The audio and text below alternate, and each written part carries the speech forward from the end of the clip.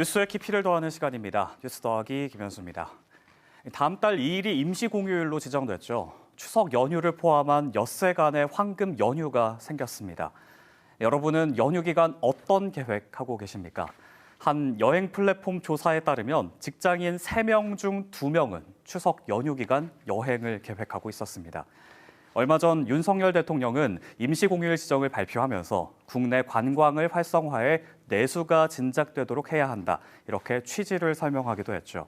그래서 소상공인들도 이번 임시공휴일에 거는 기대가 큽니다.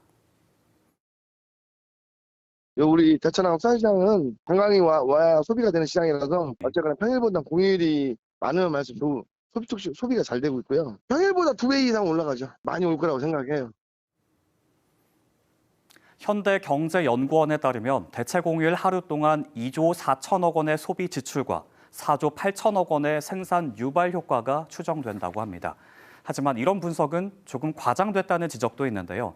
이 정도가 되려면 우리나라 2,800만여 명의 취업자 모두가 한 사람당 8만 6천 원 정도를 소비해야 가능하다는 겁니다.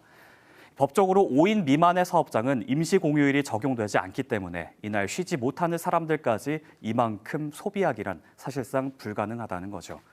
또 연휴 기간 국내 여행이 아닌 해외여행을 계획하는 분들도 많은데요. 한 여행사는 연휴 기간 해외여행 상품 예약이 임시공휴일 지정 이후 2배 넘게 늘었다고 합니다. 이 기간에 국내 여행이 아닌 일본 여행을 계획하고 있는 한 직장인의 이야기 들어봤습니다. 그 추석 연휴 기간 포함해서 3박 4일로 후쿠오카에 이제 시부모님이랑 같이 갈 예정입니다. 이제 국내는 연휴 요금이 더 비싸기도 하고, 이제 인당 식비도 다 너무 비싸더라고요. 가격 좀 따져보면은 국내 여행 갈 돈이면 해외를 더 싸게 갔다 올 수 있어서 그래서 해외로 가게 됐습니다. 정부는 60만 장의 숙박 할인 쿠폰을 배포하고 고속도로 통행료 면제, 고속철도 요금 할인 같은 혜택으로 연휴 기간 국내 여행 수요를 끌어올리겠다는 방침입니다. 또 최근 부정청탁금지법, 이른바 김영란법의 명절 선물 가격 상한을 30만 원으로 높이면서 추석 연휴 내수 진작 효과를 기대하고 있는데요. 전문가 의견은 어떨까요?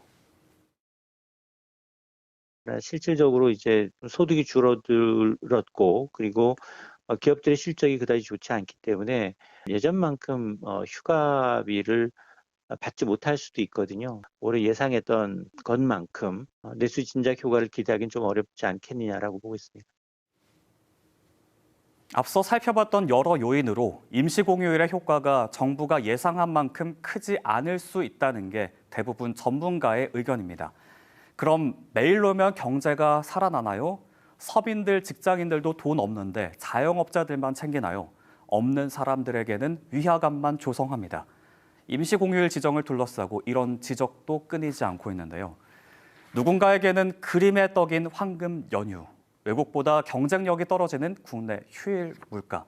내수 경제 살리기가 임시공휴일의 명분이 되기 위해서는 이렇게 해결해야 할 과제도 산적해 있습니다. 지금까지 뉴스더기였습니다.